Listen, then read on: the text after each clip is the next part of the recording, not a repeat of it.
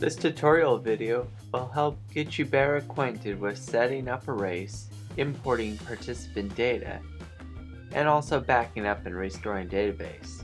In this video, I will cover adding divisions, overviewing the Tailor Options screen, setting up age groups, selecting your chip timing system.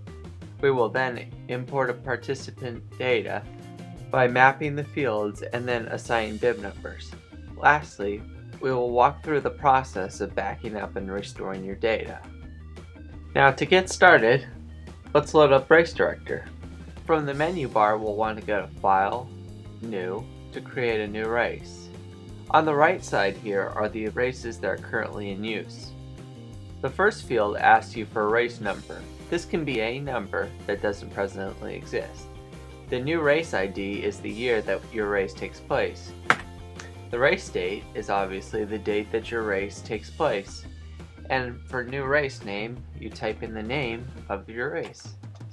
I'll select Build Race and it will set up my race. Next, I'd like to show you the process of tailoring divisions. Tailoring divisions is the process of defining what events your race will use. By default, a default division is created. To edit this, go down to the bottom and click Edit. Now, in my race, I will select 5-mile run as my first event. I will then select 5 miles for the distance. And since miles is already selected by default, I'll leave it. Next, I'll click Save. To add a subsequent division, I'll click Add. My division number will now be 2, and I will name this the 10-mile run. If I were to select kilometers, the pace shown on all reports will be minutes per kilometer. If I select miles, it will be miles per minute. I recommend for 5Ks and 10Ks that you select miles, otherwise it will put kilometers on the results report instead of miles per minute. Next, I'd like to show you Tailor Options. Tailor Options houses all the settings for your race. This first screen is the general settings. These are parameters that were defined when we first set up the race. An optional data field is a data set that you would like to collect in addition to the typical fields. For example, if I'm typing a prostate run, I might want to track survivors. I might type in survivor, question mark, and size of the field, I'll just say 1 because it'll be Y or N for yes or no. And now, when I go under the Update Participant screen, you'll see this survivor field is now present. Proceeding on, the next section is participant info. One common area that many people like to use is t-shirt tracking. By default, it's 1 character. I can optionally set it to 1, 2, 3, or 4 characters depending on how many letters I would like to allow for the t-shirt field. You can optionally capture an email if your race captures that field in your online registration or on your paper registration form. Force name and address format. This will convert any previously entered race participants as well as any future race participants and automatically capitalize the first letter of their first name and the first letter of their last name. This creates a more uniform look to your results, as well as your chip results screen and throughout your database. Division not suggested on participant add. Oops. When checked, update participants will not display a division by default in this screen. You'll have to either select 5-mile or 10-mile run.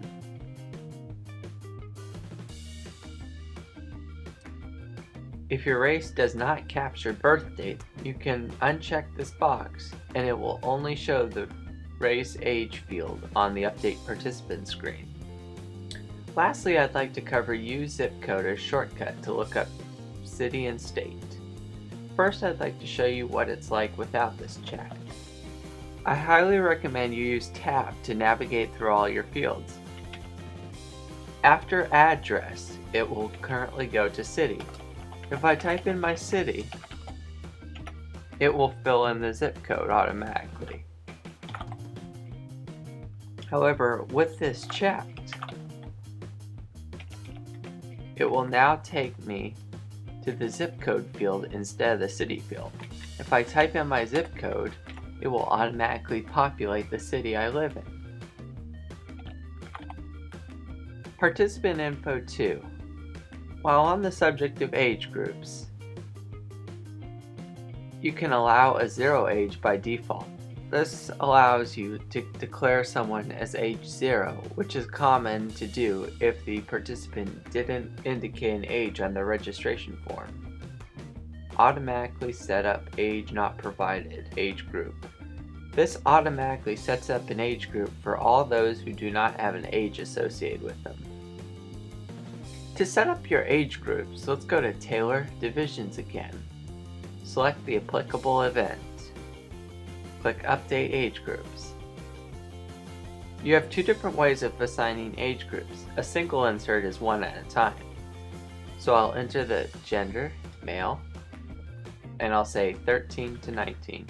Notice how Race Director will automatically compile the description based on the parameters you just set. To add it, click Save.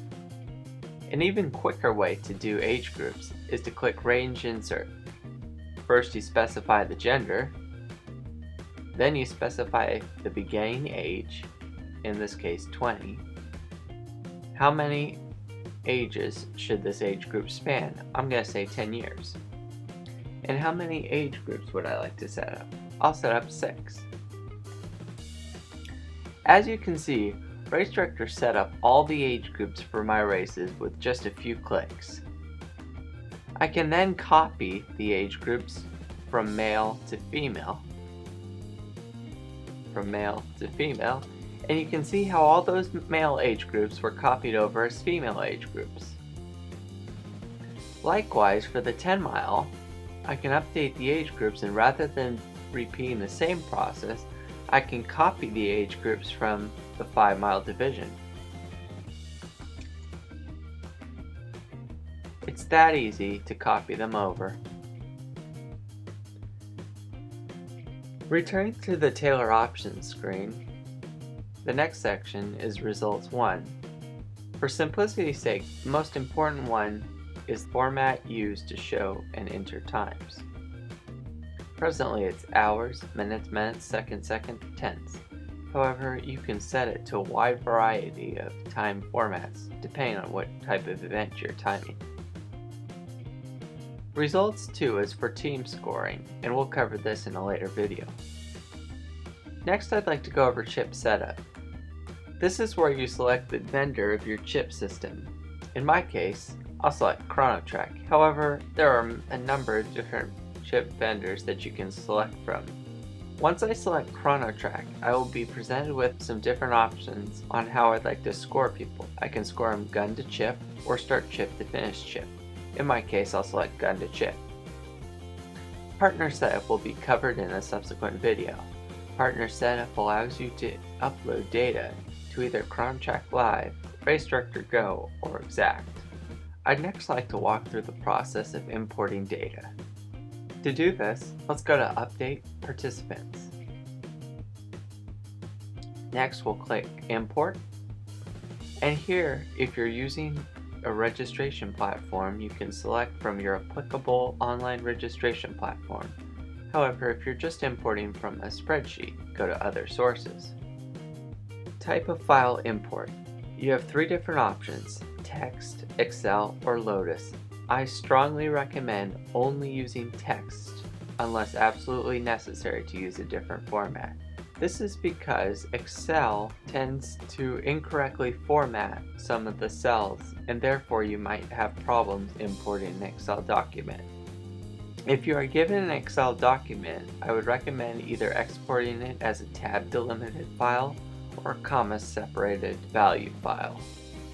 In my case, I'll be selecting a comma delimited file. I'll locate it on my computer.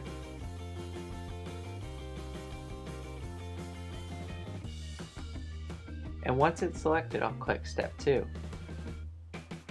Here, Race Director has read the first line of my file. Since the first line contains column headings, I'm going to check this box. However, if this first line said Jessica Smith, this is indicative that the first line does not contain column headings. From here, I need to map these fields to what Race Director can understand. I simply click each row and match it up. First name, last name, address, city, and as a tip, when pulling down the drop down, if you type in the letter that field begins with, this can create a little shortcut for you. So as you can see, it automatically pulled up state. Likewise, if I type in Z for zip code, it'll come up. Gender is G. Now, in instances where there are more than one field under that letter, such as A, you can see it wants to do address too.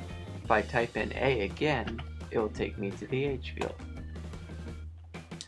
The division is our last field. Once this is done, click on Finish. Within Race Director, you always have to have a bib number associated with a participant. This can be an arbitrary bib number that is fictitious. I like to use the bib range of 5,000 because it signifies to me that this is an arbitrary bib number. However, you can use any number of your choosing. Once I've specified this arbitrary bib number, I'm going to click Build. Race Director has now imported 78 participants, as you can see both here and here. At this point, assuming you've received all your pre-registered data, you can scroll through and see that these people, based on their last name, are not in alphabetical order. Alphabetical order is typically used to pick up your bib number. To reassign the bib numbers in alphabetical order, let's go to Maintenance, Reassign Bibs. I can specify the beginning bib number, and I can specify it to sort by name only. Once I'm happy with the sort, I click Reassign. Do I want to report? Nah. Do the transfer? Yes. You'll now find that the first participant has been assigned bib number 1. This person's last name is Adams, therefore they're first. As you can see, Race Director has assigned everyone in alphabetical order. Let's assume that instead of going solely by last name, the Race Director has two different sets of bib numbers. The 5 mile gets bibs 1 through 100, and the 10 mile gets bibs 1000 through 2000. Let's go to Maintenance, Reassign Bibs again. This time we're going to say specify bib number. For our sort, we're going to do division name. Now, as specified before, the 1 mile will start with bib 1. However, the 10 mile will start with bib 1001.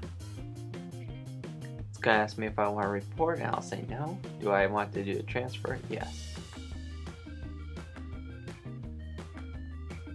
So you can see that if I sort by last name, I now have a mixture. These are 1 mile participants, 1, 2, 3, 4, all A's, and then Andrews here gets 1001 because he's in the 10 mile. When you go to print out your labels, you can either print them by bib number or last name. Lastly, I'd like to cover the process of backing up your database. To do this, go to File, Backup. First, you'll want to specify the location on your computer that you'd like to house this backup. There are two different types of backups for Race Director: race files and full backup. Race files only backs up the current race that you're working on. Full backup backs up every race in your database. In this case, I'll do race files. I recommend always taking note of the number down here when backing up. This will ensure that you're on the correct database. And let me just go ahead and delete this participant. As you can see, I have 77 participants. Now, let's walk through the process of restoring a database. To do this, go to File, Restore. Race Director will remember the path that I backed up to. As with the backup screen, I have two different options. I can restore race files or do a full restore. Race files can restore a single race, full restore can restore all races in your database. I can click Restore, and it's going to ask me if I want to restore it. Say yes to this message, and yes or synchronize to this message. As you can see, I now have 78 participants, which is indicative that the backup that I restored from was the most updated. If you have any further questions for me, please contact me at aaron@runsignup.com. Thanks for watching.